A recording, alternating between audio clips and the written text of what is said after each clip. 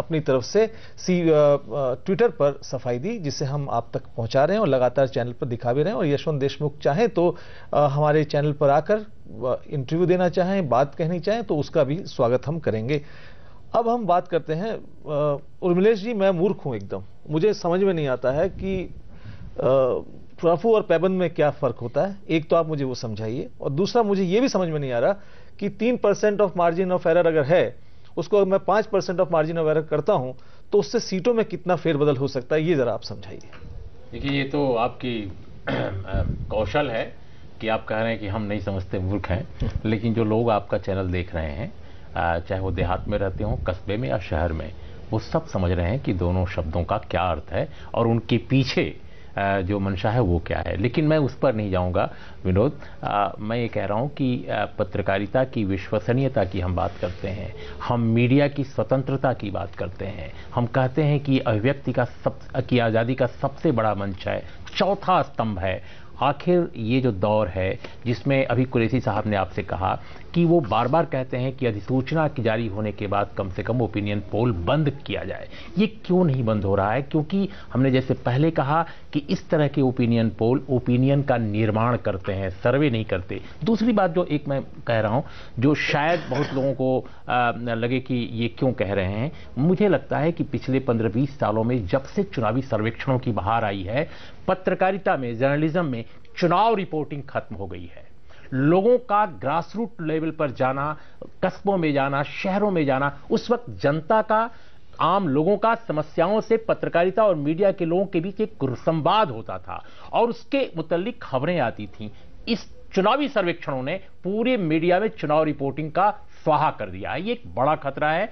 और तीसरी बात, जो पैसे की बात है, लेन देन की है, उस पर आपके चैनल ने सब कुछ दिखाया है। जितना भी आपने सुना, सी वोटर के दो बड़े लोग थे, शर्मिष्ठा लोईवाल जो जनरल मैनेजर और यशवंत देशमुख, जितना भी आपने सुना, अब बताइए कि सी वोटर क्या ये कह सकता है कि वो बिल्कुल ठीक है? देखिए, मैं कह रहा हूं कि ये केवल एक संस्था की बात नहीं है, कमोबेश सभी संस्थाओं के साथ इस तरह का संकट है। इस तरह की उनके जो तौर तरीके हैं, उनकी जो मेथोडोलॉजी है, उनकी जो मैनेवरिंग है, उनकी जो बार्गेनिंग है, उनका जो मोल तोल है, वो कई सर्वेक्षणों को मैंने देखा है। और जैसा कि कुरैशी साहब कह रहे थे, मैं बिल्कुल सहमत हूं कि पेड न्यूज और इस तरह के ओपिनियन पोल के बीच क्या फर्क है, इसको क्यों नहीं इस पर डिबेट होती है इस देश में। और इस खुलासे के बाद आज निश्चित रूप से देश की जनता और जो पढ़े लिखे लोग हैं, समाज के जो सिविल सोसाइटी है, उसमें यह बहस होनी चाहिए कि पेड न्यूज पे कैसे बचाया जा रहा है लोगों को, कैसे ओपिनियन पोल के नाम पर पेड न्यूज का, पेड मत निर्माण का, ओपिनियन मेकिंग का, मैन्युफैक्चरिंग ऑफ ओपिनियन का ये कारोबार फल फूल रहा है। और इसमें सबसे बड़ी कैजुअलिटी न केवल मीडिया, हमारी डेमोक्रेसी हो रही है, क्योंकि हवा जो बहाई जा रही है, लोग कहते हैं उनकी हवा है, कई बार लोग कहते हैं कि नेताओं की ये रेटिंग है, ये सब कुछ कहां से हो रहा है? इस पूरे बाजार के पीछे, इस पूरे हवा के पीछे कहीं ये सब तो नहीं है? समय बहुत कम रह गया है कुरैशी साहब, शो के लिए नहीं, कार्यक्रम के लिए नहीं, लोकसभा चुनाव होने में समय बहुत अब कम रह गया है। तो सवाल अब ये उठता है जो उर्मिलेश जी ने उठाया कि अब इतना कम समय है, देश के मतदाता अपने आप को ठगा हुआ महसूस कर रहे हैं, ये एक लोकतंत्र के साथ विश्वासघात हो रहा है। तो इतने कम समय में, जब लोकसभा चुनाव में अब 82 दिन बचे हुए हैं, इतने कम समय में क्या क्या 3-4 कदम उठ सकते हैं जिससे मतदाताओं का विश्वास वापस से पूरी प्रक्रिया में जागे? इस वक्त हमारे साथ कांग्रेस के लीगल सेल के जो केसी मित्तल साहब हैं, वो जुड़ चुके हैं, अपने दर्शकों को बता दें, और वो कह रहे हैं कि कल ये तुरंत चुनाव आयोग जाएंगे। मित्तल साहब, आपका क्या एक्शन होगा? आप लोगों ने इस स्टिंग ऑपरेशन धार पर क्या चुनाव आयोग में कोई दरख्वास्त लेकर जा रहे हैं आप लोग?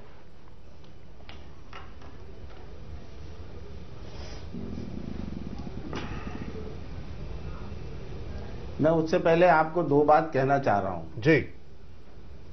सबसे पहले मैं न्यूज एक्सप्रेस को इस बात के लिए धन्यवाद करना चाहता हूं कि उन्होंने बहुत बढ़िया काम किया है। और दूसरी बात, आपके साथ कुरैशी साहब बैठे हैं जी, जो कि इलेक्शन कमीशन के मुखिया रहे हैं।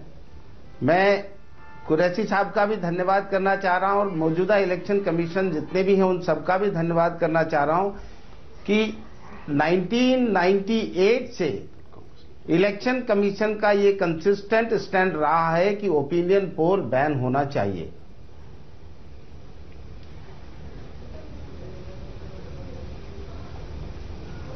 जी 99 में दोबारा इलेक्शन कमीशन ने इंस्ट्रक्शंस जारी की थी, लेकिन उसको चैलेंज किया गया सुप्रीम कोर्ट में और वहां एक सवाल उठा कि क्या इलेक्शन कमीशन आर्टिकल 324 में इस तरह की इंस्ट्रक्शंस इश्यू कर सकता है या नहीं कर सकता है। और कोर्ट की ऑब्जर्वेशन थी, जो कि वर्बल ओरल ऑब्जर्वेशन थी, कि 324 की पावर इलेक्शन कमीशन की इस मामले में नहीं है और उसके बिना पर इलेक्शन कमीशन ने वो ऑर्डर 99 का विड्रॉ कर लिया। लेकिन दोबारा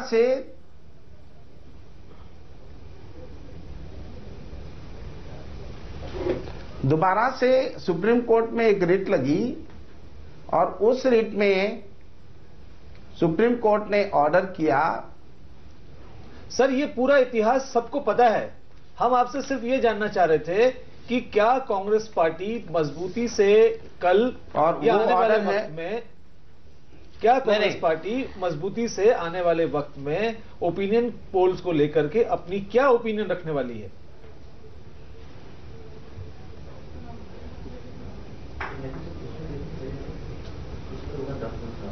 देखिए, मेरा ये मानना है कि ओपिनियन पोल को हम बहुत पहले से ये कहते आ रहे हैं और इलेक्शन कमीशन से हम बिल्कुल इत्तेफाक रखते हैं, तो इसको बैन होना चाहिए। उसके लिए हर तरह की कार्रवाई करनी चाहिए, यहां तक कि अगर ऑर्डिनेंस भी लाना पड़े तो लाना चाहिए। ये ठीक है, कांग्रेस की तरफ से बात हुई। एसवाई कुरैशी जो पूर्व मुख्य चुनाव आयुक्त थे, उन्होंने कहा ऑर्डिनेंस लाना चाहिए, अध्यादेश लाना चाहिए। केसी मित्तल जो कि लीगल सेल के अध्यक्ष हैं कांग्रेस के, उन्होंने कहा कि अध्यादेश लाना चाहिए तुरंत। सुधांशु मित्तल भारतीय जनता पार्टी के, सुधांशु जी आपकी तरफ से ओपिनियन पोल को लेकर के इस वक्त जो अब ये बातें सामने आई हैं, ये बातें लगातार पहले भी होती रही हैं, कई सारे सवाल उठते रहे हैं ओपिनियन पोल्स को लेकर के, लेकिन अब जो स्टैंड इस वक्त कांग्रेस ने लिया है, बीजेपी का, भारतीय जनता पार्टी भी क्या इस मांग का समर्थन करती है कि अध्यादेश लाना चाहिए तुरंत? ऐसा एक तो केसी मित्तल जी जो कह रहे हैं ना, शायद वो अधिकृत नहीं है ये सब कहने के, क्योंकि ये निर्णय जो है किसी और स्तरों पे होते हैं। ऐसे हमारे यहाँ भी ये निर्णय जो है राष्ट्रीय कार्य जो हमारे ऑफिस बेरर्स हैं या जो लीडर ऑफ द ऑपोजिशन उनके लेवल पे होंगे, उसमें मैं आज कैसे कह सकता हूं। जहां तक कि ये जो आपने दिखाया उसका सवाल है, मेरा तो शुरू से मानना है कि जिस तरह के ओपिनियन पोल्स ये मीडिया करवाती है उनकी सत्यता तो हो ही नहीं सकती। अब आप कल्पना करिए, इस देश में कोई कहता है मैंने 15,000 लोगों का ओपिनियन पोल करवाया, कोई कहता है 10,000। मैं तो अभी देखा कि 1,500 लोगों का ओपिनियन पोल जो है वो देश की जनता की आवाज हो गई थी। अब ना कोई मापदंड है, ना कोई स्टैंडर्ड्स है, ना कोई विश्वसनीयता है, लेकिन एक दुकानें चल रही हैं और उन दुकानों को सब समर्थन दे रहे हैं। और सभी जगह देखिए, कुछ एजेंसियां अच्छा काम भी करती थी, मैंने बहुत करवाया, शायद जितने ओपिनियन पोल्स मैंने करवाए बहुत कम लोगों के, लेकिन बड़े सैंपल के साथ करवाए हैं। एक एक विधानसभा की कॉन्स्टिट्यूएंसी में 2-2 हजार का सैंपल, तब कहीं जाके विश्वसनीयता निकल के आती थी। यहां तो 2000 में देश का सैंपल हो जाता है। और एक और इसमें गड़बड़ हो रही है, एक नया ट्रेंड आ गया, पॉलिटिकल पार्टी कहती है ये हमारा सर्वे है, ये हमारा ओपिनियन पोल है और ये सत्यता हो गई, और टीवी चला रहे हैं उसको। टीआरपी की रेस में कुछ भी सच, कुछ भी झूठ, कुछ भी फूहड़पना जो है वो जनता की आवाज के नाम पे बेचा जा रहा है। उससे राजनीति को ना केवल खतरा, उससे प्रजातंत्र को खतरा है। प्रजातंत्र में झूठ के सहारे अगर जनता का मन बनवाया जाएगा तो शायद इस देश के प्रजातंत्र के लिए बहुत बड़ी खतरनाक चीज। और आपको और बताता हूं, नहीं तो आप ये तो एक साइड है, अभी दूसरी साइड और ज्यादा खतरनाक नहीं है। तो सर फिर आजकल एक नया ट्रेंड और हो गया है कि कैंडिडेट जो है, एक मिनट बस, एक मिनट विनोद, हाँ बोलिए बोलिए, जो कैंडिडेट सिलेक्शन है वो भी ओपिनियन पोल पे हो रहा है। हमने सर्वे करवाया तो वो फर्जी सर्वे आधे करवाए जाते हैं, या सर्वे वो करवाए जाते हैं जो मुझे सूट करते हैं और टिकट देते समय वो सर्वे में आगे कर दूंगा और कहूंगा देखिए इस सर्वे के आधार पर मैं तो टिकट दे रहा हूं। तो ये सर, और ज्यादा खतरनाक तो सुधांशु जी होल्ड लग गई है कि यार सर्वे की एजेंसी ढूंढो, तो सुधांशु जी जिसने भी सर्वे करा उसको पैसे दो या सर्वे करने जो आ रहा है जी। तो सुधांशु जी बात यह है कि आपने एक अच्छी बात की कि आजकल राजनीतिक दल भी अपना पॉलिटिकल जो अपना सर्वे है वो कराने लगे हैं, ओपिनियन पोल कराने लगे हैं, और वो ओपिनियन पोल सभी जगह छपता भी है। तो आप कम से कम यहां तो आज इतना तो कह सकते हैं कि आप नहीं चाहेंगे कि भारतीय जनता पार्टी की तरफ से कोई अपना सर्वे जारी हो और वो किसी तरह के सर्वे को मीडिया में जारी करें? मेरी व्यक्तिगत राय बिल्कुल इस बारे में है कि ये ओपिनियन पोल्स की विश्वसनीयता नहीं होती है, क्योंकि ये इनको डॉक्टर करके करवाया जा रहा है। मैं फिर कह रहा हूं कि मुझे नहीं पता, क्योंकि मेरा देखिए खुद का व्यक्तिगत जो अनुभव सी वोटर के साथ था बहुत अच्छा था, और मैं एक्चुअली पूरा आपका देख नहीं पाया हूं, तो इसलिए उस बारे में मैं कुछ कहना ना तो सही समझूंगा ना मैं कुछ कह पाऊंगा। लेकिन मेरा व्यक्तिगत मत यह है कि मीडिया के माध्यम से जो ओपिनियन पोल्स का जो नाटक चल रहा है उसको कहीं रोकना चाहिए। क्यों? इनकी विश्वसनीयता नहीं है और इनके करने की शैली क्या है ये नहीं पता। कोई आदमी नहीं बताता भाई कितने क्या सैंपल लिया, क्या मेथोडोलॉजी थी, क्या प्रश्न। अब तो मजेदार बात देखिए, अब तो कोई चैनल ये भी नहीं बताता कि हमने प्रश्न क्या पूछा था। आप प्रश्न कुछ पूछेंगे, रिजल्ट जो है वो सामने अपने हिसाब से निकाल के आ गया और ये जीत गया वो हार गया। चलिए सर, किसी एक राजनीतिक संगठन के बारे में नहीं कहना चाहूंगा। चलिए सर, अब अभी हमारे पास कुछ और पूरी राजनीतिक व्यवस्था हमने चौपट कर दिया है।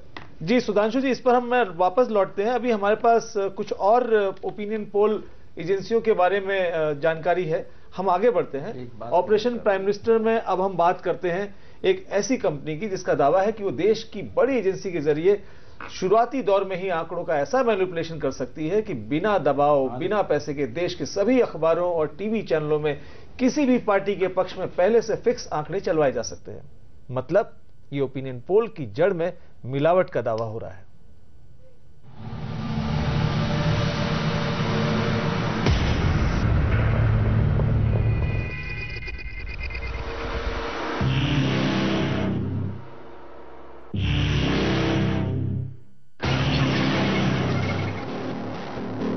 ऑक्टेल का दावा है कि ओपिनियन पोल की दुनिया में उसकी खास पहचान है। कंपनी का दावा है कि ओपिनियन पोल करने वाली बड़ी से बड़ी कंपनी के पास उतने रिसर्चर नहीं हैं जितने ऑक्टेल के पास अकेले हैं। साथ ही देश में फोन पर सर्वे करने का सबसे बड़ा ढांचा होने का दावा भी ऑक्टेल करती है।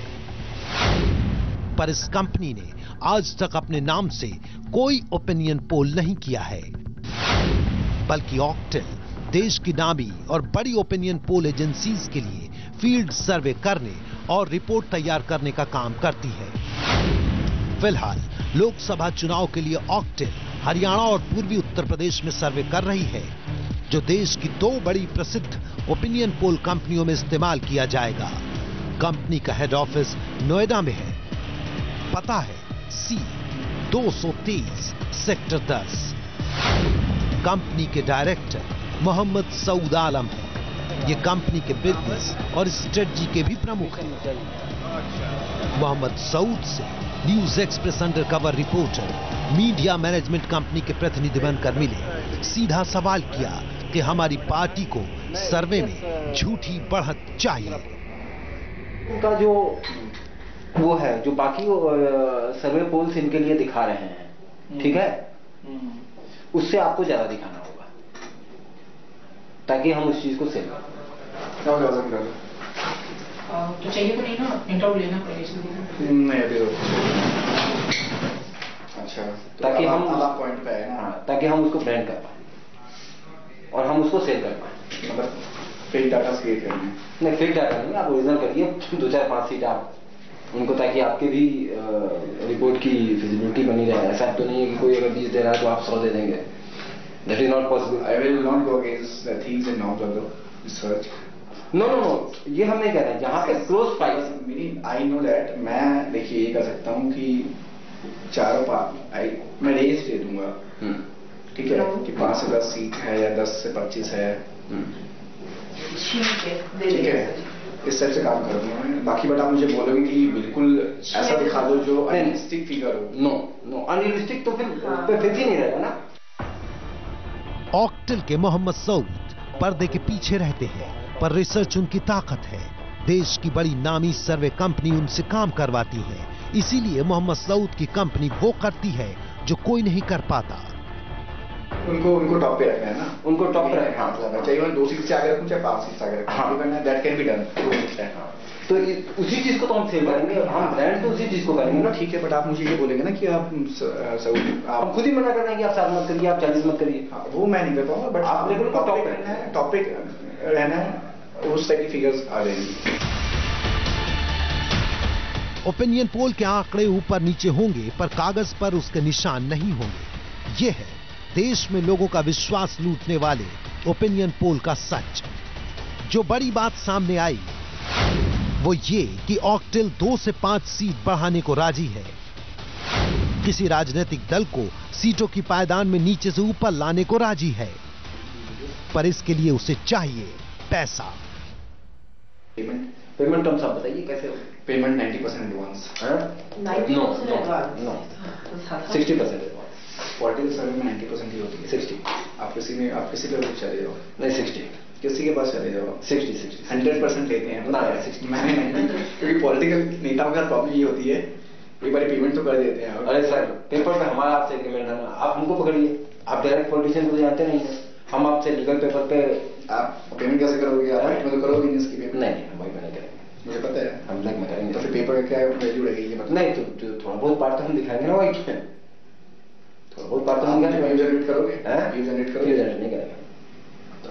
आप पीओ जनरेट करोगे, आप पेपर पीओ हम व्हाइट का, जो भी व्हाइट का पार्ट होगा उसका पीओ जनरेट कर देंगे। ब्लैक का हम कोई भी पीओ जनरेट नहीं करेंगे। तो मैं तो आपको खुद ही बोल दिया, मुझे पता है ना। और कहता हूँ मैं तो ऐसी कंपनी का काम किया जहाँ पर बोरियों में पैसा आते थे।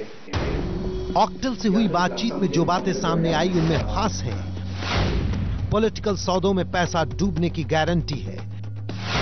नेताओं से काम का पूरा पैसा एडवांस में लेना ही ठीक रहता है, और ओपिनियन पोल के धंधे में बड़े पैमाने पर काले धन का इस्तेमाल किया जाता है। पॉलिटिकल पार्टी पेमेंट के लिए बोरे में काला धन लाती है। लगता है कि ओपिनियन पोल की दुनिया काले धन के धमाके से गूंजती रहती है, लेकिन इससे आगे जो बात मोहम्मद सऊद ने हमें बताई वो ओपिनियन पोल के पेड़ की जड़ काट देती है। मेरे पास एक कंपनी है, मैं बात कर सकता हूँ, और उसके सर्वे ऑन एयर भी हो गए, इससे फायदा होंगे। ठीक है, तो और एक चैनल में नहीं, काफ़ी चैनल में होंगे। आप बात करो, न्यूज़पेपर में भी होंगे, आप बात करो। ठीक है, इसमें से जो भी आपको रखना हो, इससे हमारा कोई लेना देना नहीं है, क्योंकि ये अमाउंट सीधे आपको वो खुद हैंड ओवर करेंगे, तो इसमें हमारा एक भी पैसा नहीं। ठीक है, तो उससे आपको फायदा ये होगा कि आप तो रिसर्च को तो आपने खरीद लिया। जब एक बार ये रिसर्च की थ्रू रिकॉर्ड, जब फर्स्ट स्टेज में रिकॉर्ड ही ऐसे चला गया तो चैनल पे भी ऐसे जाएगा ऑब्वियसली। बट जरूरी नहीं है, यहाँ पर हम गारंटी नहीं लेंगे। क्यों? क्योंकि कभी कभी चैनल्स वाले भी मैनिपुलेशन कर देते हैं। ओपिनियन पोल की दुनिया का सबसे कड़वा सच मोहम्मद सऊद की जुबान से निकला है। ओपिनियन पोल में मैनिपुलेशन इस स्तर पर हो सकता है कि जहां भी आंकड़ा जाए गलत ही जाए। मतलब बड़ी और कई जगह ओपिनियन पोल फिगर्स देने वाली एजेंसियों के फील्ड रिसर्च में भी गलत आंकड़े शामिल किए जा सकते हैं। नतीजा, जहां भी वो आंकड़े जाएंगे गलत ही जाएंगे और किसी को पता भी नहीं चलेगा। अब इससे आगे मिलावट के बारे में शायद ही कोई सोच पाए। ऑक्टल का स्टिंग ऑपरेशन हमें बताता है कि ओपिनियन पोल के कुएं में ही भांग मिली हो सकती है। प्रतीक्षा कुकरेती, डोनल बेस्ट, अरविंद चतुर्वेदी, सुशांत पाठक, इंद्रजीत राय के साथ जमशेद खान की रिपोर्ट।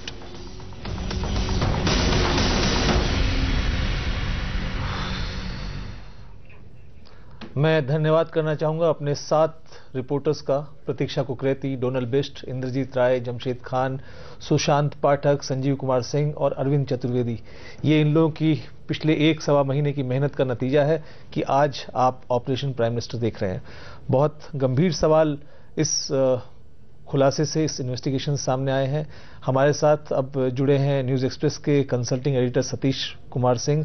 सतीश, आज प्रेस क्लब में जब प्रेस कॉन्फ्रेंस हुई थी उस वक्त भी थे। थोड़ी सी बात सतीश हैरान करती है, और वो ये कि जिस तरह से आम आदमी पार्टी ने रिएक्ट किया है, अरविंद केजरीवाल लगातार ट्वीट पे ट्वीट कर रहे हैं, आशुतोष कर रहे हैं, गोपाल राय जी खुद यहां बैठे हुए हैं, उस तरह की प्रतिक्रिया बीजेपी से या कहें कांग्रेस से, दोनों से उस तरह की प्रतिक्रिया अब तक नहीं मिली है। देखिए, भारतीय जनता पार्टी की तो बात समझी जा सकती है कि उनके कई तरह के ओपिनियन पोल में बहुत अच्छे ओपिनियन आ रहे हैं, तो शायद उनके लिए सूट करता है इस वक्त, तो थोड़ा सा गोलमोल करते रहेंगे। कांग्रेस की तरफ से जैसा मैंने सुना अभी मित्तल साहब को कि वो कह रहे हैं कि वो जो बैन लगाना चाहिए, उनकी कंसिस्टेंट मांग रही है पिछले 10 साल से। और कुछ देर पहले मैंने सुना था कपिल सिब्बल को, तो कपिल सिब्बल भी यही बात कह रहे थे। जहां तक सवाल है आप पार्टी का, तो ये बात उनके लिए समझी भी जा सकती है। दरअसल दिक्कत क्या है कि तमाम पार्टियां स्टिंग ऑपरेशन और ये ओपिनियन पोल और एग्जिट पोल के बारे में, चाहे वो आप पार्टी हो चाहे कोई और पार्टी हो, दोहरे मापदंड होते हैं। अगर उनको लगता है कि वो उनके फेवर में जा रहा है चीजें, तो उसका वो वेलकम करेंगे, और जब खराब चीजें उनके खिलाफ दिखाई पड़ती हैं तो फिर मीडिया चोर हो जाती है। तो ये जो दोहरा मापदंड है, इसी में आप देखिएगा कि तमाम पार्टियों को छोड़ दीजिए, अगर भारतीय जनता पार्टी को छोड़ दे, तमाम पार्टियों ने मांग की कि ओपिनियन पोल बैन हो जाने चाहिए। इसके बावजूद भी गाड़ी आगे नहीं बढ़ पा रही है। तो इसमें जो कश्मकश है, वो विरोधाभास है, वो अपनी अपनी लालच है, मेरे ख्याल से ये है शायद। एक बात उर्मिलेश जी ने बड़ी अहम की अब से 1 घंटा पहले, उन्होंने कहा कि ये लोकतंत्र के लिए बहुत बड़ा खतरा है, जिस तरह से विश्वासघात हो रहा है। 3 महीने रह गए हैं, मुश्किल से 80-82 दिन रहेंगे लोकसभा चुनाव के लिए, तो तुरंत अब क्या हो, 3-4 कदम ऐसे क्या उठे? देखिए, मैं एक वाक्य में कहना चाहूंगा। पहली चीज तो चुनाव अधिसूचना जारी होने के बाद मैं मानता हूं कि ओपिनियन पोल बिल्कुल बंद हो जाने चाहिए। क्यों? क्योंकि ओपिनियन, जैसा मैंने कहा, ये पोल नहीं है, ये ओपिनियन निर्माण के हथकंडे हैं। दूसरी बात यह है कि ओपिनियन पोल दूसरे तरह के हों, ये ना हो कि किस पार्टी को कितना मिल रहा है, कितनी सीट मिल रही, कौन नेता रेटिंग में कितना है, इस बात पर हो कि भाई भारत में जो इकोनॉमिक पॉलिसी अभी चल रही है ये कितनी अच्छी है। मैन्युफैक्चरिंग सेक्टर को अगर ध्यान नहीं दिया जा रहा है, केवल सेवा सेक्टर को ध्यान दिया जा रहा है, तो ये ठीक है नहीं ठीक है। इस पर हो सकता है कि उत्तर प्रदेश में विभाजन होना चाहिए कि नहीं होना चाहिए। अब इस तरह के इश्यूज पर, सोशियो इकोनॉमिक इश्यूज पर क्यों नहीं सर्वे होते हैं? आखिर वो भी तो हमारे चुनाव के, हमारे लोकतंत्र के लिए बहुत महत्वपूर्ण है। सिर्फ इसी बात पर क्यों होता है कि कौन नेता कितना रेटिंग उसकी है और कौन पार्टी को कितनी सीट आ रही है? तो मैं मानता हूं कि अधिसूचना के बाद बंद होना चाहिए।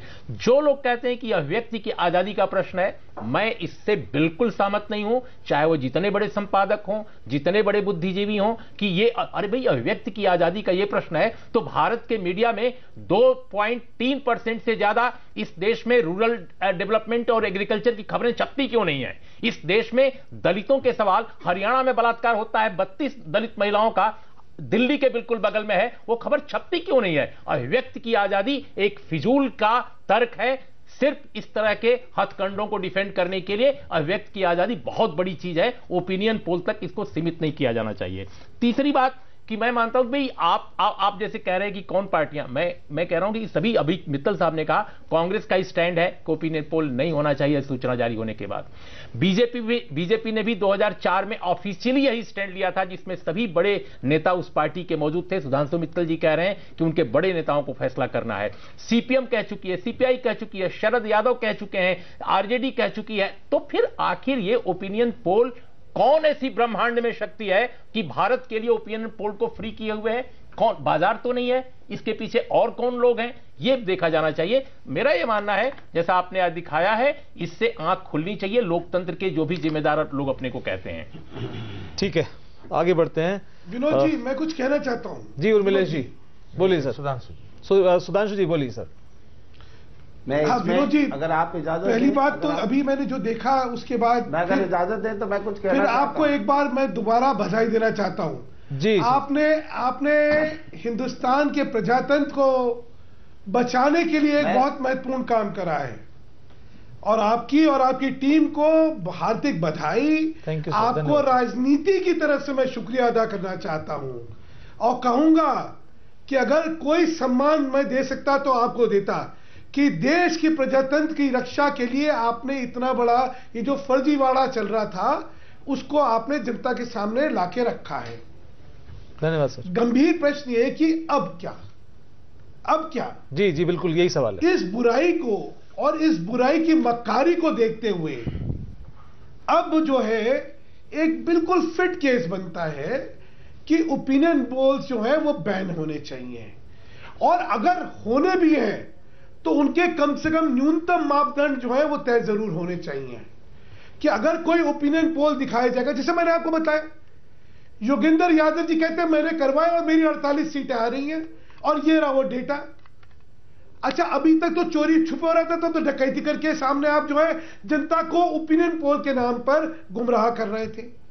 तो इसलिए आप जो कर रहे हैं उसने प्रजातंत्र के लिए बहुत बड़ा काम करा है। अब कम से कम एक डिबेट होना लाजमी है कि क्या इस तरह की मैनिपुलेशन हमारे चुनावों में चलेगी या नहीं चलेगी। और जैसे मैंने आपको कहा, भी तो और खतरा जो होता है वो कैंडिडेट सिलेक्शन पे होता है। लोगों के लाखों रुपए इस बात में लग जाते हैं कि जो ओपिनियन पोल कर रहा है उस एजेंसी को मैनिपुलेट करवा के मेरा नाम ओपिनियन पोल में आगे ले आओ ताकि मुझे टिकट मिल जाएगी। इतना बड़ा एक देखिए, आप कल्पना करिए, एक जो पराक्रमी राजनेता है उसके लिए ये परिक्रमा लगा लगा के इस तरह से करके अपने आत्मसम्मान के साथ खिलवाड़ करना पड़ता है, उसे उल्टी सीधी हरकतें करने में मजबूर होना पड़ता है। क्यों? क्योंकि तरीके ही बदल गए। आपने खेल के नियमों में इस तरह की बेहूदगी पना डाल दी। तो किसने की? ये आपने जो आज दिखाया है, तो किया किसने? राजनीतिक संगठनों को एक सबक भी मिलेगा जी कि भैया इनकी क्या विश्वसनीयता है जी। आप जो है टिकटों देने के मामले में ओपिनियन पोल जब सामने लाके खड़ा करते हो तो किसने जाने क्या पैसे देके क्या लिखवाया हो। कम से कम राजनीतिक संगठनों को कैंडिडेट सिलेक्शन में भी एक समझ आ जाएगी, और देश की जनता के साथ ये मजाक नहीं होगा। सारी मीडिया कंपनियां यहां देख रही होंगी, उनको भी समझ आ जाएगा कि उनका उत्तरदायित्व है कि इन चीजों से बचिए, प्रजातंत्र की रक्षा करिए। नहीं, और सबसे बड़ी बात मुझे तो कोई भारत रत्न अगर देना होता तो मैं आपको देता। नहीं, हम ऐसे ही खुश हैं जी। और सबसे बड़ी बात जहां से मैं ये विचार आया सुधांशु मित्तल जी, वो हम अपने दर्शकों को भी मैं बताना चाहूंगा, और वो ये कि हम लोग 20 साल से पत्रकारिता में हैं, 20-25 साल से। पहले चुनाव में ओपिनियन पोल जो होता था वो एक पर्व की तरह होता था, होली दिवाली की तरह साल में 1-2 बार होता था। लेकिन अब चुनाव में जो साप्ताहिक ओपिनियन पोल होने लगे और हर दूसरे दिन ओपिनियन पोल होने लगे, उससे बहुत बड़ा एक गंभीर सवाल हमारे सामने खड़ा हुआ, जिसके बाद हमने इस स्टिंग ऑपरेशन को और इस इन्वेस्टिगेशन को आगे बढ़ाया। मैं स्वागत करूंगा रीता बहुगुणा जोशी का, जो कि कांग्रेस की नेता हैं, और केसी मित्तल जी से भी आग्रह करूंगा कि वो रुके, क्योंकि अब हम आपको एक अगली खबर की तरफ बढ़ने वाले हैं। ऑपरेशन प्राइम मिनिस्टर में अब तक आपने ओपिनियन पोल के डेटा से खिलवाड़ करने वाली 4 कंपनियों का सच देखा, लेकिन अब भी 7 कंपनियों का सच आना बाकी है। ऐसी ही कंपनी के इंडिया हेड और एग्जीक्यूटिव डायरेक्टर से न्यूज एक्सप्रेस के अंडरकवर रिपोर्टर जब मिले तो बातें बहुत चौंकाने वाली सामने आई। वो इसलिए क्योंकि ये कंपनी न सिर्फ हमारे स्टिंग ऑपरेशन में मन मुताबिक सीटों की संख्या में हेरफेर के लिए तैयार हुई, बल्कि देश के साथ सबसे बड़े धोखे के तरीके भी खुद ही समझाने लगी। आप देखिए ओपिनियन पोल के नाम पर और क्या क्या हो रहा है।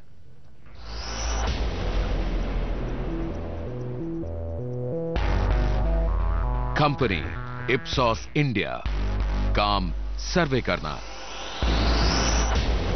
दुनिया भर के 86 देशों में काम करने वाली बड़ी सर्वे कंपनी, जो भारत में सन 1997 से सर्वे का काम कर रही है। हमारे अंडरकवर रिपोर्टर ने इप्सॉस के इंडिया हेड और एग्जीक्यूटिव डायरेक्टर राहुल वर्मा से मुलाकात का वक्त मांगा। जगह तय हुई दिल्ली का होटल शांग्रिला। तारीख 19 फरवरी 2014, शाम 4:33।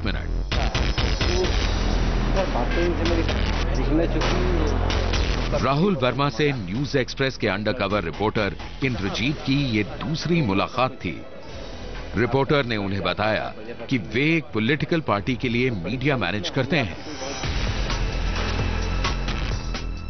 अंडरकवर रिपोर्टर ने राहुल वर्मा से यूपी की 80 सीटों के लिए सर्वे कराने की बात की। वे तैयार थे।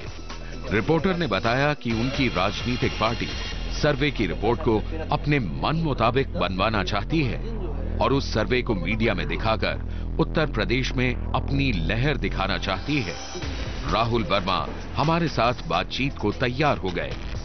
हाँ नहीं मतलब नीड क्या है उनकी, वही ओपिनियन पोल टीवी यहाँ से तो हाँ नहीं तो वही मतलब हमें ऑप्शंस तो पता हो हमारे दिमाग में कि मतलब किस चीज से उन्हें बेनिफिट हो सकता है। राहुल वर्मा शुरुआती तौर पर कुछ खुलते नजर आए। बात आगे बढ़ी। राहुल वर्मा को हमारे अंडर कवर रिपोर्टर ने बताया कि उनकी पार्टी चाहती है कि अगर 10 सीट आती हैं तो उसे 14 करके दिखाया जाए। शुरू में राहुल वर्मा सीधे तौर पर इसके लिए तैयार नहीं थे, लेकिन उन्होंने हमें रास्ता बताया कि बिना डेटा बढ़ाए भी कैसे मार्जिन ऑफ एरर का इस्तेमाल करके मन मुताबिक नतीजा दिखाया जा सकता है। जरा गौर से सुनिए सीटों को बढ़ाने का तरीका क्या है। हालांकि वे कुछ घबराए हुए भी थे कि मीडिया में जो डेटा आता है उस पर सबकी नजर रहती है। ये जो उनका मानना है कि 10 आपके सर्वे में आ रही है तो आप 10 से 13 दिखाने के बजाय आप 13-14 दिखा दें।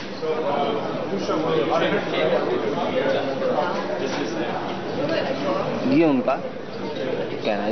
हमने बोला हम 13 दिखा देंगे, 13 दिखा देंगे। मतलब अगर 10 आ रही है तो 13 दिखा देंगे। नहीं मतलब 10 से 13 का मार्जिन जो है तो हम ऊपर वाला मार्जिन दिखा सकते हैं।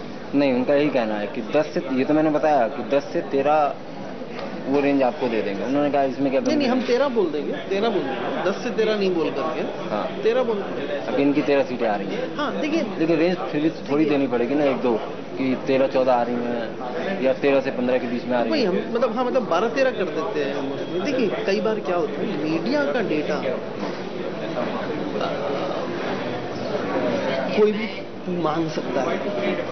ये प्रॉब्लम हो जाती है जब आप मीडिया में डेटा दे करके जा रहे हैं। हम उनको प्रेडिक्शन ही दे रहे हैं ना सर, डेटा कहाँ, लेकिन वो फिर डेटा मांग रहे हैं। हाँ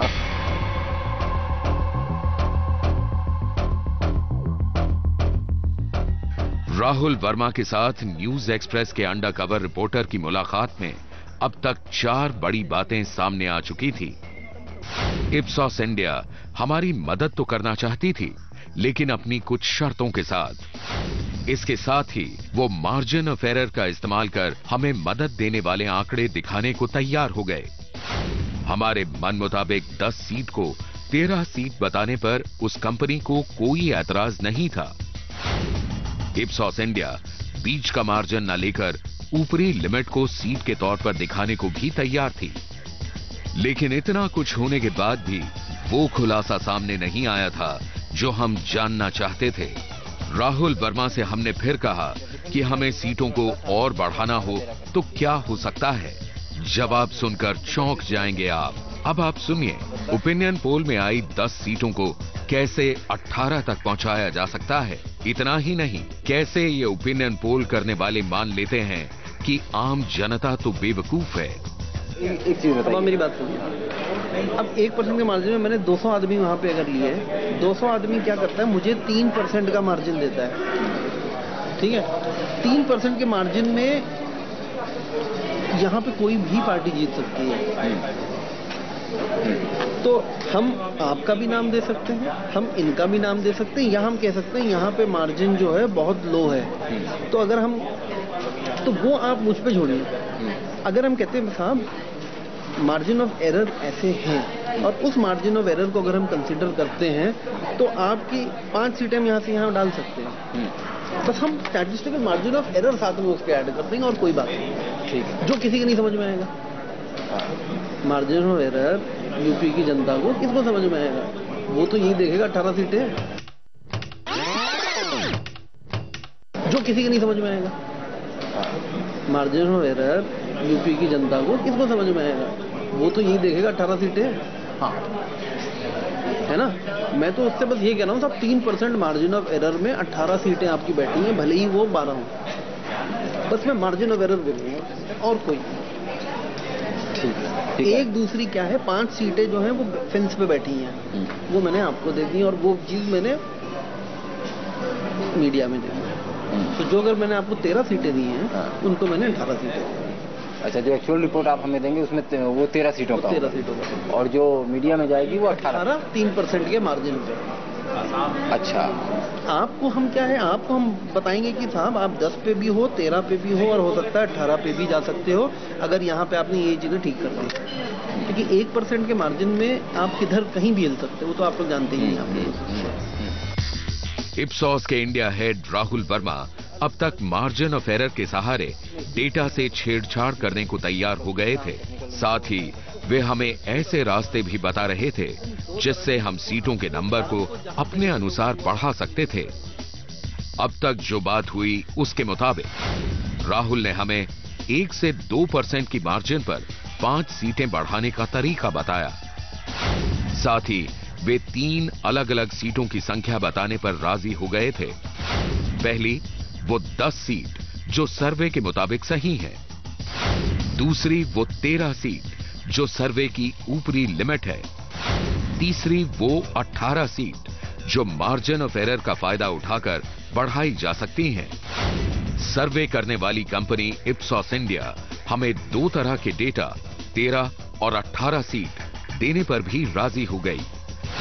13 सीट हमारे रिकॉर्ड में और 18 सीट मीडिया में देने के लिए। समझने वाली बात यहीं पर है।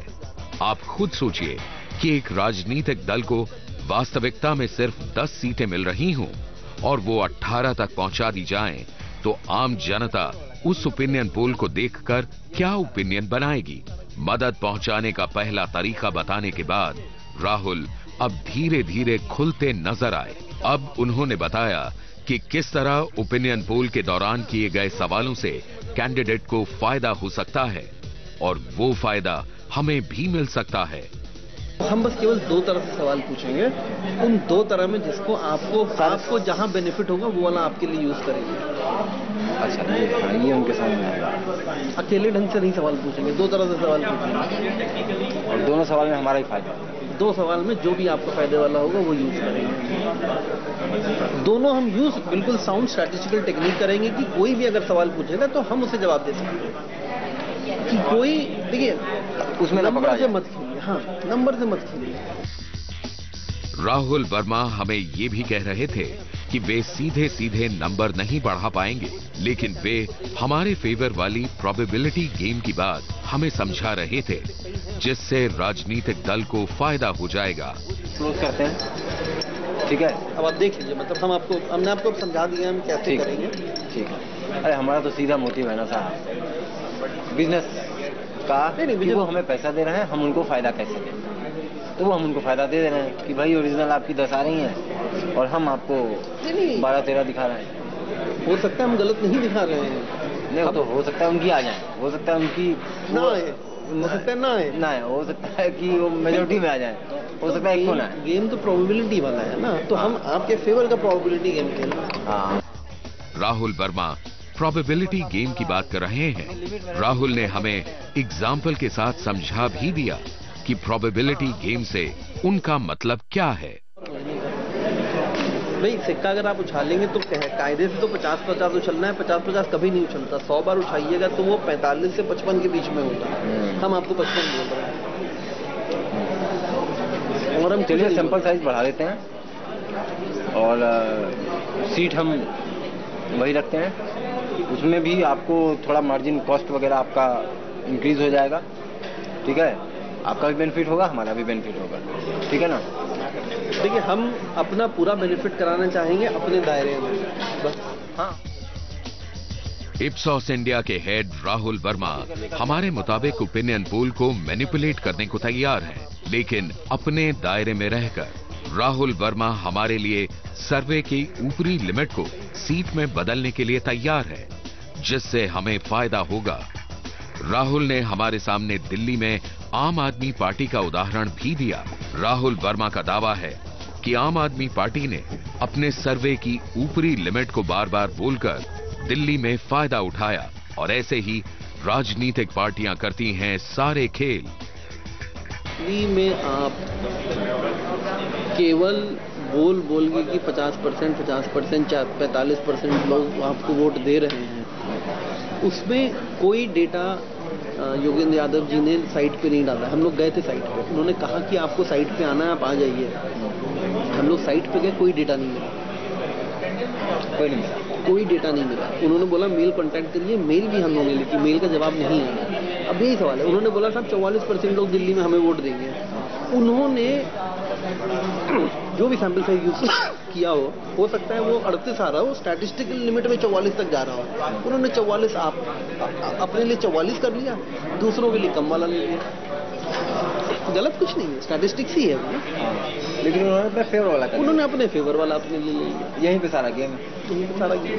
तो आप मतलब वो आप जैसा इसी गेम के लिए कुछ एजेंसियां पैसे भी मांगती हैं कि ये करेंगे तब जब आप हमें एक्स्ट्रा इतना दोगे, लेकिन स्टैटिस्टिकल गेम तो गेम। हाँ मतलब राहुल वर्मा ये कह रहे हैं कि कुछ एजेंसियां एक्स्ट्रा चार्ज करती हैं, लेकिन जब हमने राहुल से पूछा कि इसके लिए वो कितना एक्स्ट्रा चार्ज करेंगे तो उन्होंने इनकार कर दिया और इसे भी फाइनल डील का हिस्सा बताया। अब आपको बताते हैं वे 10 बड़ी बातें जिनके जरिए इप्सॉस इंडिया का ओपिनियन पोल किसी एक राजनीतिक पार्टी के पक्ष में मैनेज हो सकता है। पहली बड़ी बात, बहुत सावधानी से ही सही लेकिन डेटा मैनिपुलेट करने को तैयार हो गई इप्सॉस। दूसरी बड़ी बात, ऊपरी लिमिट रेंज को फाइनल डेटा के तौर पर भी बताने में उसे कोई एतराज नहीं था।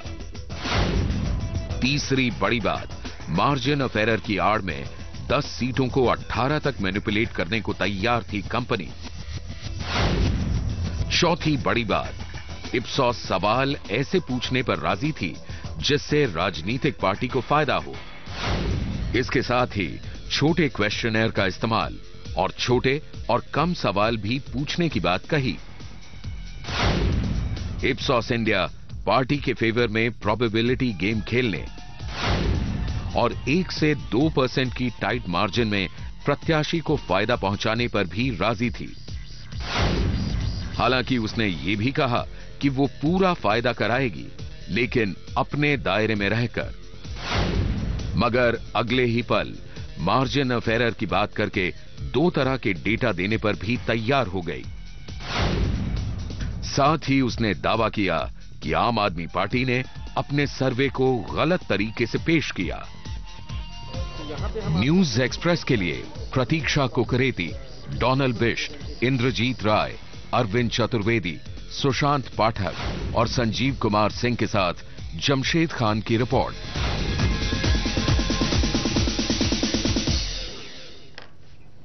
इप्सॉस इंडिया ने न्यूज एक्सप्रेस से संपर्क किया है। इप्सॉस इंडिया ने कहा कि वो अपना पक्ष रखना चाहते हैं। हमने कहा कि आप अपना पक्ष रखिए, अभी तक उनका पक्ष नहीं आया है, जैसे ही उनका पक्ष आएगा हम अब तक उनका पक्ष रखेंगे।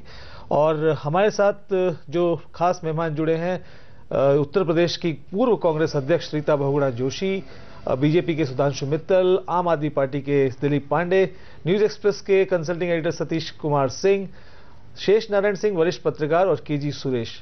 रीता बहुगुणा जी, आप तो उत्तर प्रदेश को बहुत अच्छे से जानती हैं। क्या उत्तर प्रदेश की जनता इतनी नासमझ, इतनी मासूम है जैसा कि इप्सॉस इंडिया ने कहा कि वो बेचारे क्या मार्जिन ऑफ एरर को समझ पाएंगे? देखिए, सबसे पहली बात तो ये कि आपने ये स्टिंग कर एक बहुत बड़ा जो एक मन में डाउट था लोगों के कि ओपिनियन पोल सही होते हैं, मैनिपुलेट होते हैं कि नहीं होते हैं, इसको आपने फिक्स कर दिया है। और जो अधिकांशतः राजनीतिक दल कह रहे थे कि भाई इस तरह की जो ओपिनियन पोल्स हैं वो लोगों को प्रभावित करती हैं, ये एडवर्टाइजमेंट है, ये मैनिपुलेट होते हैं, वो आज सिद्ध हो गया। कितने दुख की बात है कि हमारे जनतंत्र में, हमारे संविधान ने मतदाताओं को अधिकार दिया है, देशवासियों को अधिकार दिया है कि वो सबकी बातें सुनकर चिंतन करके अपनी वोट डालें। और जिस तरह से हर हफ्ते में 5-5 दिन इस तरह के आए जाते हैं, तो ऐसे तो बार बार बोल के लोग साबुन भी बेच लेते हैं, तरह तरह के प्रोडक्ट्स बेच लेते हैं, तो इट्स बिकमिंग कमर्शियलाइज्ड। आप अब अपने लोगों के मन को प्रभावित करके वोट को भी कमर्शियलाइज करना चाहते हैं। मैं बधाई दूंगी आपको कि आपने एक बहुत बड़े ऐसे संदेह के घेरे में जो था एक ओपिनियन का पोल्स और इस तरह के सर्वेज, उसका आपने पर्दाफाश किया है। क्योंकि देखिए, आप ठीक कह रहे हैं अब देखिए सैंपल साइज क्या होगा पता नहीं, मेथोडोलॉजी क्या होगी पता नहीं। अब आपने देखा कि एरर में को किस तरह से इस्तेमाल किया गया, और 25% से 50%, यानी कि 10 से 13, 13 से 18। अब जहां पर कोएलिशन पॉलिटिक्स है हिंदुस्तान में, आप जाते गठबंधन की सरकारें बनती हैं, हर वोट मायने रखती है। अगर आप किसी को कह दें इसको 230 मिल रही है तो थोड़ा बहुत असर पड़ जाता है। तो अगर मैं समझती हूं कि इस तरह के ओपिनियन पोल्स को बिल्कुल बंद होना चाहिए, जनता को सोचने का मौका मिले, जनता खुद तय करे, सारे राजनीतिक दलों को सुने, ये मीडिया को सुन के क्यों तय करे। कांग्रेस पार्टी का रीता जी, कांग्रेस पार्टी का पहले से भी ये पक्ष रहा है, कांग्रेस पार्टी का पहले से भी ये पक्ष रहा है रीता जी कि आप ओपिनियन पोल को बैन करना चाहते हैं, तो फिर क्यों नहीं हो रहा? बीजेपी कह रही है कि बैन होना चाहिए, आप कह रहे हैं कि बैन होना चाहिए, फिर दिक्कत आ कहां रही है? नहीं, चुनाव आयोग ने सबसे राय करी थी, उस समय बंद होने की बिल्कुल संभावना थी, पता नहीं क्यों नहीं हुआ। अब चुनाव आयोग ने फिर से पूछा है, और अब मुझे पूरा यकीन है कि सब स्टिंग आने के बाद चुनाव आयोग गंभीरता से सोचेगा। और अब जब चुनाव कुल 60 दिन दूर रह गया है, तो आप क्या चुनाव आयोग से कहेंगे फिर से? आप कांग्रेस पार्टी की तरफ से चुनाव आयोग को कहा जाएगा? रीता बहुगुणा जी, मुझे पूर्ण विश्वास है कि मेरा हाईकमांड इस बात पर गंभीरता से सोचेगा, और हम तो कह चुके हैं, हम फिर कहेंगे, बार हमारे प्रवक्ता और हम लोग कह रहे हैं इस बात को। एक प्रश्न, एक विषय और मैं आप उठाना चाहूंगी। देखिए, जो पेड न्यूज आती है प्रिंट मीडिया में, चुनाव के दौरान करोड़ों रुपए की पेड न्यूज आ जाती है, और कितना प्रेशर आता है। मैं आपको अपना बताती हूं, मैं सिर्फ इसलिए लखनऊ का चुनाव हारी कि मैं पेड न्यूज के लिए संसाधन नहीं जुटा पाई। मैं रोज अखबारों में आता था फला आगे, ढिमाका आगे है, और मेरा नाम ही नहीं होता था। बाद में जनता इतनी निराश हुई और कहा कि अगर हमें मालूम होता कि आप रन में हैं तो हम कभी आपको हारने नहीं देते। आज तक जनता को मलाल है इस बात का। तो देखिए, प्रभाव पड़ता है अखबार पढ़ने से, मैगजीन पढ़ने से, टीवी देखने से। So don't make election a product. इस चुनाव को, जनतंत्र को, ठीक है रीता जी, एक वस्तु नहीं बना देना चाहिए। ठीक है रीता जी, आपकी बात जी सर। आप सुधांशु जी, अब आप बोलिए। रीता जी ने कहा कि पार्टी हाईकमान को, कांग्रेस हाईकमान को इसको बहुत गंभीरता से लेना चाहिए। कल हो सकता है चुनाव आयोग में जाकर के फिर से मांग करे कि ओपिनियन पोल्स को बैन कर देना चाहिए। आप बोलिए सुधांशु जी। मैं तो पहले ये कहना चाहता हूं विनोद जी कि अभी आपके सामने मैं आम आदमी पार्टी के योगेंद्र यादव के सर्वे का आपको उदाहरण दे ही रहा था। मुझे क्या पता था कि जो मैं कह रहा हूं उसकी पुष्टि और उसकी सत्यता जो है ये आपका स्टिंग ऑपरेशन दिखा देगा। ये इस तरह का जो फर्जीवाड़ा है, इससे बचाना बहुत जरूरी हो गया प्रजातंत्र को। आज प्रजातंत्र पे इतना बड़ा खतरा इस तरह की मैनिपुलेशन ने रख दिया है कि हम लोग कहां जाने वाले हैं। चलिए, आम आदमी पार्टी से पूछते हैं कि कैसे वो इसको लोकतंत्र को बचाएगी। हाँ। सुधांशु जी, आम आदमी पार्टी के दिलीप पांडे यहाँ पर मौजूद है हमारे साथ। अभी सुनिए, अभी इन्हीं के नेता कह रहे हैं कि सबको गिरफ्तार करना चाहिए। अभी आपने देखा इन्होंने कैसा फर्जीवाड़ा करा था। अच्छा है ना, इनके नेताओं को सबसे पहले गिरफ्तार करिए। अभी आपके सामने आया, अब देखते हैं कि ये क्या कहते हैं। बताओ भाई दिलीप। देखिए, इस एक्सपोजे से 3 महत्वपूर्ण काम हुए हैं। हमें लगता है हम हमेशा प्रश्न खड़े करते रहे हैं कि एक तबका है मीडिया में जो कहीं ना कहीं पॉलिटिक्स के साथ कोल्यूशन में है, और उस हिसाब से सच को ठीक ढंग से नहीं दिखाया जा रहा है, कहीं ना कहीं मैनिपुलेशन हो रहे, हमेशा कहते रहे। आपके सर्वे ने इस बात को साबित किया है। दूसरा महत्वपूर्ण काम ये हुआ है कि इस एक्सपोजे ने भ्रष्ट राजनीति के घिनौने चेहरे को एक्सपोज किया है। और तीसरा सबसे जरूरी चीज इससे निकल के आया है कि किस तरीके से अगर ये कोल्यूशन होता है तो एक सही टूल को गलत तरीके से इस्तेमाल किया जा सकता है। मुझे बड़ा आश्चर्य हो रहा है कि कांग्रेस पार्टी के सदस्य किसी भी तरह के सर्वे प्रोग्राम के ऊपर अपनी राय व्यक्त करने के लिए नहीं जाते रहे हैं। आज पहली बार ऐसा हुआ है कि रीता बहुगुणा जी हमारे बीच हैं और अपनी राय अभिव्यक्त कर रही हैं। महत्वपूर्ण से भी ज्यादा यहाँ पे ये है कि अगर लाउडस्पीकर से शोर होता है और संगीत भी निकलता है तो क्या लाउडस्पीकर की फैक्ट्रियां बंद कर देनी चाहिए? क्या चाकू से मर्डर होते हैं तो चाकुओं का प्रोडक्शन बंद कर देना चाहिए? ये बड़ा सवाल है कि एक टूल जिसका सही तरीके से, साइंटिफिक तरीके से इस्तेमाल हो सकता है, वो सही समय पे जनता की नब्ज को पकड़ने का दावा करता है। सवाल का जवाब दें भाई। पकड़ने का दावा करते के सवाल का जवाब दीजिए सर, ये तो हम सुन रहे हैं। ये टूल आप नहीं मुझे है। बता रहे हैं कि जो 46% उसको बताइए। आपका प्रश्न होगा तो मैं आप जानते हैं हमारा ही प्रश्न है भाई, वही है भाई, सभी का सवाल है सबका, उसका जवाब दीजिए, भाषा नहीं। मैं आ रहा हूँ नहीं, जनता है हम। बिल्कुल बिल्कुल हम बात कर रहे हैं, तो आप उत्तेजित ना हो, आपकी बात रखिएगा, आप रख लीजिएगा, अपनी बात रख लेते हैं। लोगों का मैं अपनी बात क्या करूँ, तीसरी चीज ये होगी कि एक चीज तय हो गई है कि एक सही टूल का इस्तेमाल गलत तरीके से हो सकता है। मुझे लगता है कि सर्वे को बंद करना इलाज नहीं है, कौन गिरफ्तार होगा? बंद करने से कुछ नहीं होने वाला। और अभी राहुल भाई जो बैठे थे इस एक्सपोजे में एक्सपोज हुए हैं, वो कह रहे हैं कि कभी उन्हें सर्वेक्षण का डेटा मिला ही नहीं। मैं सुधांशु जी को, रीता जी को और सभी लोगों को चुनौती देता हूं, उनके फोन पे अभी right now live on air search करें, गूगल में डालें आम आदमी पार्टी सर्वे डेटा, उनको वो डेटा अभी भी वहीं मिल जाएगा। पूरा दावा करता हूं, इस तरह की बातें नहीं करनी चाहिए जब आपके पास तथ्य न हो। अरे भाई गिरफ्तार कौन होगा? आपने कैसे डेटा बनाया? अच्छा, और गिरफ्तार होने का तो हाल में जो सर्वे है सुधांशु जी, उसे सबसे ज्यादा फायदा भारतीय जनता पार्टी को होता हुआ दिख रहा है। आपकी उत्तेजना की वजह यह है कि ये फायदा सीधे सीधे आपको दिया जा रहा था।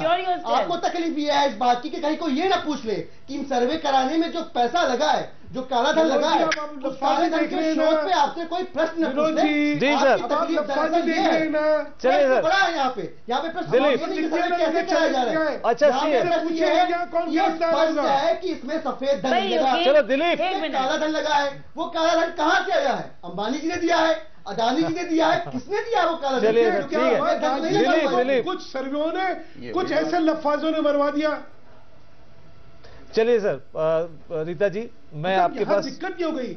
पूरी राजनीति की विश्वसनीयता हो गई कि हाल में किए गए सर्वेज में सबसे ज्यादा सीटें आपको मिल रही थी। आपने तय किया हुआ था किस तरह से 180 से 200, 200 से 230, उसके बाद 237 पे ले जाके एक महीने बाद सर्वे को रोक देना है और चुनाव के 2 महीने पहले यह माहौल बनाना है कि भारतीय जनता पार्टी जीत रही है। चलो दिलीप, उसमें फिर कॉन्फिडेंस बिल्डिंग के गेम में आप मोदी जी को 272 सीटें दिलवा सके। ये योजना यहाँ पे फलीभूत होती नहीं दिख रही है। ये दिक्कत हो गई है सुधांशु जी, ये दिक्कत हो गई है। देखिए मैं एक छोटी सी टिप्पणी करना चाहती हूँ। बोलिए रीता जी, आप बोलिए। केजरीवाल जी हमेशा कहते थे कि हम सत्ता के लिए राजनीति नहीं करते। केजरीवाल जी कहते थे हम सत्ता के लिए राजनीति नहीं करते, तो इनको प्री पोल की जरूरत क्या है? इनको सीट मिले ना मिले, ये जनता के बीच में है, क्यों ये प्री पोल सर्वे करते हैं? इसका मतलब ये अपने आप को रीअश्योर करना चाहते हैं, जनता को प्रभावित करना चाहते हैं। और दूसरी बात, जिस रफ्तार मोदी जी पैसा खर्च कर रहे हैं, जिस तरह से अपनी रैलीज में एक रैली में 20-20, 25-25 करोड़ खर्च कर रहे हैं, तो इस तरह की एजेंसी को खरीद लेना उनके लिए कौन बड़ी सी बात? 1000 करोड़ उनका इसको बिल्कुल बंद होना चाहिए। 2000 करोड़ आपका भी इलेक्टोरेट के साथ ट्रांसपेरेंसी और करप्शन और आप पार्टी को भी चाहिए प्री पोल चाहिए जनता को बताने के लिए कि हम जीत, हमको और जिताओ। अरे भाई आप जनता की आपको एहसास हुआ, आपको जिताया। चलिए आपको दिलीप जी, रीता जी, दिलीप 2004 से बोल रहे हैं। रीता जी मैं वापस, हम लोग इस बहस को बढ़ाएंगे आगे, इस मुद्दे पर और आएंगे, क्योंकि अभी कुछ और कंपनियों के बारे में बात करना बाकी है। तो चूंकि हमने दर्शकों से ये वादा किया है, तो हमारा ये फर्ज है कि हम आगे जिन कंपनीज का इन्वेस्टिगेशन हुआ है वो आप तक पहुंचाएं। अब बात एक ऐसी कंपनी की जो 14 साल से कई ओपिनियन पोल कर रही है। इस कंपनी के डायरेक्टर से बातचीत में पता चला कि सर्वे के नाम पर लोकतंत्र से विश्वासघात करना एजेंसियों के बीच कितना आम है। जो डेटा आप टीवी पर देखते हैं या अखबारों पढ़ते हैं, उस सर्वे का सौदा कैसे पहले ही हो जाता है, ये बताया MMR ने।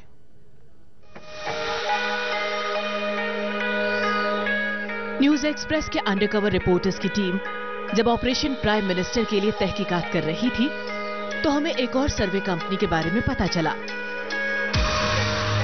माइलस्ट्रीम Marketing and Research Private Limited यानी MMR। साल 2000 यानी 14 साल से ये कंपनी सर्वे का काम कर रही है। MMR सरकारी एजेंसियों के लिए सर्वे करवाती है, मगर कंपनी का दावा है कि उसने बीजेपी और कांग्रेस के लिए भी कई सर्वे किए हैं। MMR का कहना है कि दिल्ली में हुए विधानसभा चुनाव के दौरान उसने बीजेपी के लिए काम किया है।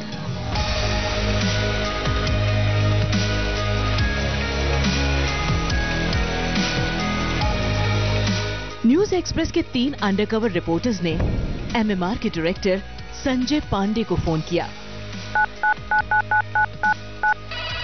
और मिलने का वक्त मांगा। पहली बार उनसे 8 फरवरी और दूसरी बार 11 फरवरी को फोन पर बात हुई। इसके बाद संजय पांडे ने तीनों अंडरकवर रिपोर्टर्स को एमएमआर के ऑफिस मिलने के लिए बुलाया। जगह एमएमआर का ऑफिस नेपसराय, दिल्ली। तारीख 13 फरवरी 2014। वक्त दोपहर करीब 2 बजे। अंडरकवर रिपोर्टर्स ने संजय पांडे को बताया कि वो www.electionspecialist.com नाम की वेबसाइट चलाते हैं। ये वेबसाइट राजनीतिक दलों और मीडिया को ओपिनियन पोल का डेटा उपलब्ध कराती है। न्यूज एक्सप्रेस के अंडरकवर रिपोर्टर्स ने बताया कि वो इतने बड़े पैमाने पर सर्वे नहीं करा सकते, इसलिए उनकी मदद चाहते हैं। संजय पांडे को इस पर कोई ऐतराज नहीं था। अब हमने पूछ ही लिया कि सर्वे में आई सीटों में हेरफेर कर हम राजनीतिक दलों को फायदा पहुंचाएं। इसके बाद जो सच सामने आया उससे हम भी हैरान थे। जिन राजनीतिक दलों की हालत खराब है उनके लिए माहौल कैसे बनाएं, ये पूछना भर था कि संजय पांडे खुलते चले गए। अब हम आपको बता दें कि अंडरकवर रिपोर्टर ने संजय पांडे से साफ साफ बात की कि यूपी की 10 सीटों की ओपिनियन पोल अपने फेवर में चाहिए। वो तैयार थे। तो पहले तो हमको एक्चुअल फिगर यहाँ देखना पड़ेगा कि क्या हमारे पास डेटा एक्चुअल क्या बोल रहा है, क्योंकि फील्ड में मैनिपुलेट नहीं कर सकते हम लोग। आप जो कर रहे हैं that is the second step work, that is manipulation, ताकि उसको आपको मीडिया में प्रोपेगेट करना है। तो पहले तो हमारे पास एक्चुअल डेटा आएगा। एक्चुअल डेटा पे जैसे मैं आपको डिस्कस करूंगा कि ये पोजीशन आ रही है, अब आप हमको बताओ कि इसमें क्या मैनिपुलेट हम लोग करें, क्योंकि हमको मैनिपुलेट करके डेटा को सर्कुलेट करना है। क्योंकि जब कैंपेन कराना है तो एक्चुअल डेटा को तो भेजूंगा नहीं। ऑब्वियसली वहां पे नाम जाएगा कंपनी का कि भाई सर्वे conducted by this survey conducted by MMR and election specialist, और वही and this is the position. तो हमें कोई नहीं जानता, क्योंकि हवा बनेगा। जी जी, बहुत सही। तो पहले तो हमको एक्चुअल इंफॉर्मेशन लाना ही पड़ेगा फिर से। ठीक है, एक्चुअल के बाद उसको मैनिपुलेट करेंगे जिस वे में आपको जैसे। लोकतंत्र को गुमराह करने का ये काम कितना आम है, ये भी बहुत जल्दी साफ हो गया। कुछ मिनटों की बातचीत में ही बिना किसी लाग लपेट के सर्वे कंपनी एमएमआर के डायरेक्टर संजय पांडे सीधे सीधे सीटों के मैनिपुलेशन को तैयार हो गए। आपको एक बार फिर बता दें हम कि सर्वे कंपनी एमएमआर ओपिनियन पोल में सीट बढ़ाकर दिखाने की बात कर रही है। इन्हें देखकर ही जनता अपने राजनीतिक दलों के दम आंकती है और इसी डेटा के बल पर राजनीतिक पार्टियां रैलियों में बड़े बड़े दावे कर वोट मांगती है। यही वो डेटा है जो अखबारों में भी छपता है, तो बड़े गौर से पढ़ा जाता है और जब टीवी पर दिखाया जाता है तो लोग टीवी स्क्रीन पर नजरें गड़ाए रहते हैं, दूसरे दिन उसकी चर्चा भी करते हैं। न्यूज एक्सप्रेस के अंडरकवर रिपोर्टर्स को ये उम्मीद नहीं थी कि सच इतनी आसानी से बाहर आ जाएगा। बात आगे बढ़ी। हमने संजय पांडे से पूछा कि जो डेटा टीवी पर दिखाएंगे वो कौन सा होगा। लेकिन बस हम टीवी पे जो शो करेंगे कि भाई जो है डेटा शो करेंगे। हाँ, लेकिन बस हम टीवी पे जो शो करेंगे कि भाई जो है डेटा शो करेंगे। हाँ। कांग्रेस और बीजेपी के लिए सर्वे का दावा करने वाली कंपनी एमएमआर के डायरेक्टर ने न्यूज एक्सप्रेस के अंडरकवर रिपोर्टर्स को ये भी बताया कि मैनिपुलेशन यानी सीटों में फेरबदल कई तरह से किए जा सकते हैं, बस एक्चुअल डेटा अपने पास होना चाहिए। इतना सब कुछ होने के बाद अब हमने संजय पांडे से पैसों की बात की, जिसमें उन्होंने साफ कह दिया कि वो हमारी पसंद की 9 सीटों पर सर्वे करने के लिए तैयार है, जिसका सर्वे करने का वास्तविक खर्च आएगा 25 लाख रुपए और हर एक सीट को मैनिपुलेट करने का खर्च आएगा 2 लाख रुपए, यानी 9 सीटों के मैनिपुलेशन का खर्च 18 लाख रुपए अलग से। तो आप मुझे ये चार्जेस सैंपल्स का बताइए। देखिए, पर साइज सैंपल साइज करीब करीब इस टाइप की एक्टिविटी को कराने के लिए मान के चलिए 200 से 250 200 से 250 के बीच में रेंज आएगा। ठीक है, जिसमें आपका सर्वे होगा, एनालिसिस होगा, बाकी सेकेंडरी डेटा का इंफॉर्मेशन के साथ कोरिलेशन होगा, और आपको पूरा एक टेबल जाएगा। ठीक, समझ गया। अब उस टेबल के बेस पे कैंपेन की मटेरियल तैयार करवाना आपकी जिम्मेदारी है। कैसे सर्कुलेट करना है, कहाँ फाइनल डिस्कशन बैठना है, किसके साथ बैठना है। अगर यू विल रिक्वायर मेरे को भी, I will be also there, ठीक है। तो ये इस तरह से मोटा मोटा आपको बताया कि 200 से 250 पर सैंपल साइज हो गया। आफ्टर दिस उसके बाद हमें कुछ और पे करना पड़ेगा इसके लिए जो आगे हम, आप जब सैंपल आपके पास आ जाएंगे उसके बाद तो हमें तो जो प्रोजेक्शन में देना है, प्रोजेक्शन आप ही करके देंगे क्योंकि आप ही एक्सपर्ट हैं भाई। ऑब्वियसली तो भाई आप ये तो देखिए फील्ड का खर्चा, ये तो फील्ड का खर्चा है। और मोटा मोटा मान के चलिए कि 10,000 सैंपल साइज वहां बताया, तो 10,000 सैंपल साइज के एनालिसिस, डेटा एंट्री, प्रोजेक्शन, ये सब मिला करके मान के चलिए कम से कम 1.5 से 2 लाख रुपया करीब पड़ेगा। ये कैसे Lok Sabha wise? Lok Sabha wise okay, ठीक है। 1.5 से 2 लाख पड़ेगा करीब करीब। तो समझ 10 लोकसभा ले रहे हैं तो 19-20 लाख खर्च हो गए, ठीक है। मोटा मोटा दिमाग में आपको हमारे इशू है कि जो मंत्री जी ने इसी पूछी थी हम बताएंगे कि तुम ये पता करो कि हमारा एक सीट बढ़ाने से, हाँ एक सीट बढ़ाना कितना लेगा। जो उन लोगों तो भाई लिख लोड़ा पत्थर वाली बात है, सिंपल सी बात है। तो नहीं हो गया आइडिया एक सीट का तो मैंने कहा कि सर देखिए पहले सर्वे होगा उसके हिसाब से हम बताएंगे। देखिए मोटा मोटा आपको बताओ, पॉलिटिशियन बेसिकली देखिए उसके लिए तो आप अगर उसकी सीट वाली 0 है उसको 3 कर दिया आपने सपोज करिए, तो बहुत बड़ा गेन उसके लिए होगा। वही तो गेन, और उसके लिए कुछ भी कर सकता है, तो वही तो गेन कुछ भी कर सकता है। सत्ता में आने के लिए तो कुछ भी करेगा। उसी गेन के लिए हमें रकम आज ही कोट करनी है, आप इतना रखो बचा के। हाँ, तो अब मैंने आपको बता दिया मोटा मोटा ना, उस मोटा मोटा के हिसाब से आप जिस सपोज करिए कि 10,000 आप आने एवरेज में बता ही दे रहा हूँ।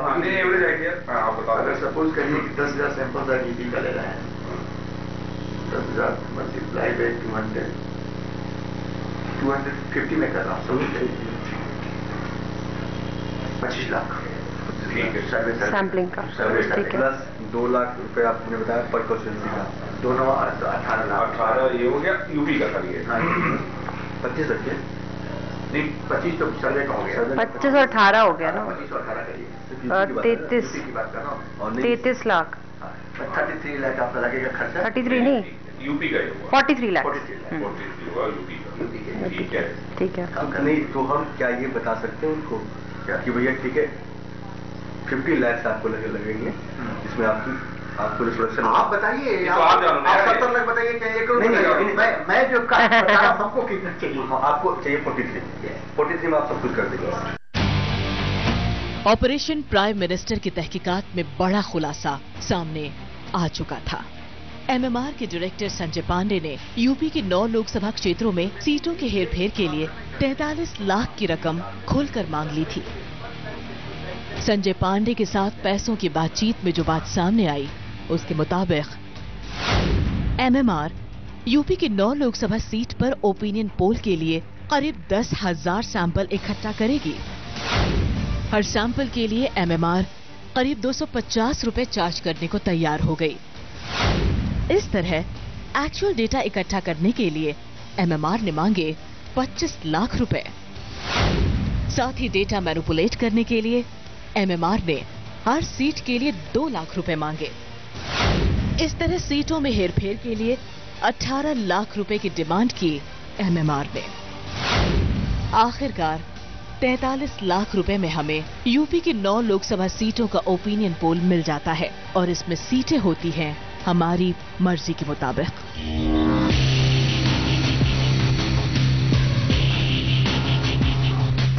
न्यूज एक्सप्रेस के अंडरकवर रिपोर्टर से बातचीत के दौरान संजय पांडे का एक और दावा बेहद चौंकाने वाला था। उन्होंने कहा कि दिल्ली में अगर हर्षवर्धन बीजेपी की तरफ से सीएम उम्मीदवार नहीं होते तो बीजेपी को 32 की बजाय 36 सीटें आती। ऐसा सामने आया था उनके सर्वे से। 8 करोड़ रुपया खर्चा किया था, 8 करोड़ रुपया इस हाउस होल्ड सेंसस के लिए खर्च किया था। और पैसे खर्च होते हैं, लेकिन लास्ट मोमेंट पे विजय गोयल को हटा दिया गया और उसको प्रोजेक्ट कर दिया गया। क्या नाम है बीजेपी की 10% को, तो विजय गोयल ने अपना बैक कर दिया। कितना सीट बढ़वाया था विजय गोयल? 32 सीट आई थी। उसने वो प्रोजेक्शन तो ज्यादा था उसका, उसने कितना करवाया था? विजय गोयल के हटने की वजह से आज बीजेपी की सरकार दिल्ली में नहीं है। अच्छा, यस, नहीं तो 6-7-8 सीट तो और उसकी बढ़ती, वो काटा ना। अच्छा, विजय गोयल ने काट दिया। लास्ट भाई इन लोगों को जो प्रोजेक्शन करना था गठबंधन को तो बहुत पहले कर देना चाहिए था। जब चुनाव सर पे आ गया और चुनाव 1 महीने बाद होने वाला, तुम अपना बदल दिया डिसीजन, तो जितना मेहनत कर रहा था, जितना सब लगाया हुआ, तो सब मशीनरी। संजय पांडे का दावा है कि उनकी कंपनी एमएमआर दिल्ली में विजय गोयल के लिए काम कर रही थी, लेकिन जब उनका नाम सीएम पद के प्रत्याशी के तौर पर हटा लिया गया तो उन्होंने सर्वे से हाथ खींच लिया। हम ओपिनियन पोल्स करने वाली कंपनियों का जो सच जानना चाहते थे वो सब कुछ संजय पांडे ने हमें बता दिया था, और एक और बात रह गई थी कि वो रकम कैसे लेंगे। देखिए, हमारे लिए तो सबसे बड़ी दिक्कत यही होता है कि पोलिटिकल पार्टी के साथ काम करने में प्रॉब्लम ये होती है कैसी देते हैं वो सब जनरली। वही यही ऑप्शन है, तो आपके लिए ऑप्शन है ना सही, हमारे लिए भी यही ऑप्शन है। ठीक है, और उसमें हम लोग को नुकसान क्या होता है कि टर्नओवर हमारी कंपनी का डाउन होने लगता है, सबसे बड़ा ये सभी के साथ दिक्कत होता है। हमारा एक्सपीरियंस है। हाँ, लेकिन आपको चेक में चाहिए, कैश में चाहिए, जो भी आपको ब्लैक, हमको तो आप चेक में देंगे तो और मैं आना नहीं, I don't think you can provide me check. Check में इतनी वाइट रकम कैसे ना कैसे, ये मतलब वही मैं कह रहा हूँ। तो कुछ अगर पार्ट चेक करते तो आप कुछ पार्ट 70-30 ठीक रहेगा।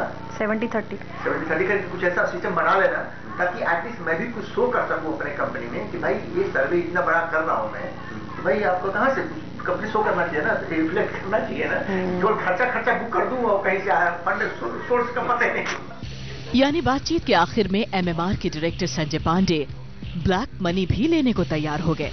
मतलब साफ था, ओपिनियन पोल की सीट जितना हम चाहें उतनी मिलेंगी, पैसा हम जैसा देना चाहें, ब्लैक या व्हाइट, उन्हें कोई ऐतराज नहीं था। कुल मिलाकर देश के वोटरों के भरोसे को तोड़ने वाली एक और ओपिनियन पोल कंपनी का सच सामने आ चुका था। आपको बताते हैं, ऑपरेशन प्राइम मिनिस्टर में survey company Milestream Marketing and Research Private Limited यानी एमएमआर के खुलासे की 10 बड़ी बात। पहली बड़ी बात, एमएमआर राजनीतिक दलों के लिए सीटों को मैनिपुलेट करने के लिए तैयार हो गई। दूसरी बड़ी बात, एमएमआर फील्ड से सही डेटा लाकर उसे पार्टियों के मन मुताबिक बदलने को तैयार हो गई। तीसरी बड़ी बात, ऐसा करके वो उन राजनीतिक दलों के लिए माहौल बनाने को तैयार हो गई जिनकी हालत खराब है।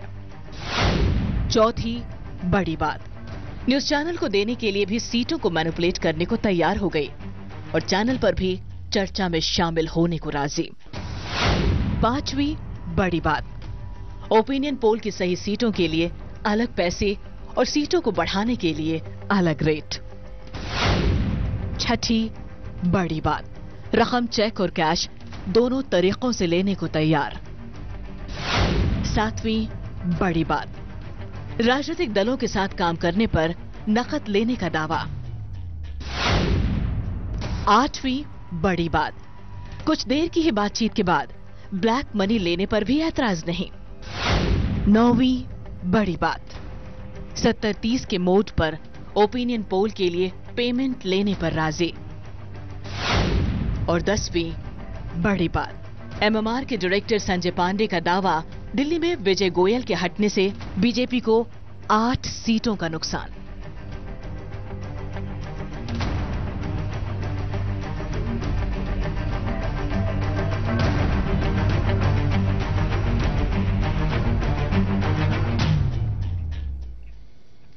हम आपको यहां पर बता दें कि एमएमआर के संजय पांडे ने अपनी बातचीत में विजय गोयल के साथ संबंधों का जो दावा किया है उसकी सत्यता की पुष्टि हमने अब तक नहीं की है। हम विजय गोयल से संपर्क करेंगे और उनकी तरफ से अगर इस मुद्दे पर वो अपना पक्ष रखना चाहेंगे तो उसको भी दर्शकों तक पहुंचाएंगे। अब हमारे साथ आशुतोष भी जुड़ चुके हैं। आशुतोष पूर्व संपादक हैं और अब आम आदमी पार्टी के बहुत ही सक्रिय नेता हैं, चांदनी चौक से चुनाव लड़ने वाले हैं। आशुतोष, बहुत अजीब सी बातें सुनने में आ रही हैं। ओपिनियन पोल एजेंसियां कह रही हैं कि साहब हमको कैश अगर ज़्यादा लेते हैं तो बड़ी दिक्कत होती है, मैनिपुलेशन करने में हमको बहुत मेहनत करनी पड़ती है, हम रफू तो लगा सकते हैं लेकिन पाबंद नहीं लगा सकते। ये 17-18 साल में मैं पहली बार इस तरह की बातें सुन रहा हूं। आपने भी सुनी क्या कभी?